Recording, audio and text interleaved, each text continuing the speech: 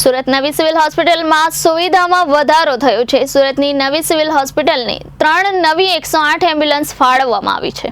સુરત નવી સિવિલ હોસ્પિટલમાં સુવિધામાં વધારો થયો છે। સુરતની નવી સિવિલ હોસ્પિટલમાં નવી 3 108 એમ્બ્યુલન્સ ફાળવવામાં આવી છે। સુરત નવી સિવિલ હોસ્પિટલમાં હાલ કાર્યરત એમ્બ્યુલન્સ ઉપરાંત આ નવી 3 108 નો ઉમેરો થવાથી નાગરિકોને વધુ સરળતાથી સેવા ઉપલબ્ધ થશે। સુરત નવી સિવિલ હોસ્પિટલમાં 3 નવી 108 એમ્બ્યુલન્સને ગૃહમંત્રી હર્ષ સંઘવીના હસ્તે રિબિન કાપી લોકો માટે ખુલ્લી મૂકવામાં આવી હતી। કોઈપણ આપત્તિગ્રસ્ત અને આપાતકાલીન સ્થિતિમાં કોઈપણ સ્થળે અને કોઈપણ સમયે તાત્કાલિક મેડિકલ સારવાર અને મદદ માટે સૌ કોઈના મોઢે એક જ નામ હોય છે અને તે છે 108 એમ્બ્યુલન્સ।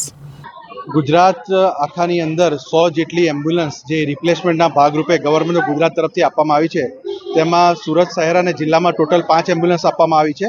તેના ભાગે શહેરની અંદર આજે 3 એમ્બ્યુલન્સ રિપ્લેસમેન્ટના ભાગરૂપે જે અપગ્રેડેડ એમ્બ્યુલન્સ છે, જે નવી અદ્યતન આધુનિક તકનીકવાળી એમ્બ્યુલન્સ આજે આપણે માનનીય ગૃહમંત્રી શ્રી હર્ષભાઈ સંઘવીના હાથે આપણે લોકાર્પણ કર્યું છે નવી સિવિલ હોસ્પિટલ સુરત ખાતે। નવી એમ્બ્યુલન્સ મળી છે 108 ઇમરજન્સી સેવાની અંદર જ્યારે પણ એમ્બ્યુલન્સ બદલવામાં આવે છે, એને ચેન્જ કરવામાં આવે છે તો અપગ્રેડ કરવામાં આવે છે। આ જે નવી એમ્બ્યુલન્સ છે એની અંદર પેશન્ટ કેબિન છે, એની અંદર કેમેરા પણ ફિટ કરવામાં આવે છે। ડ્રાઈવર કેબિનની અંદર પણ કેમેરા છે, જેથી પેશન્ટની જે ટ્રીટમેન્ટ થતી હોય છે તે ઓનલાઈન અમારા નરોડા કઠવાડા ખાતે બેઠેલા ERCP ડોક્ટર એ જોઈને આગળ ટ્રીટમેન્ટ શું કરવાની છે તે પણ કહી શકશે। Bureau report Janadesh news Surat.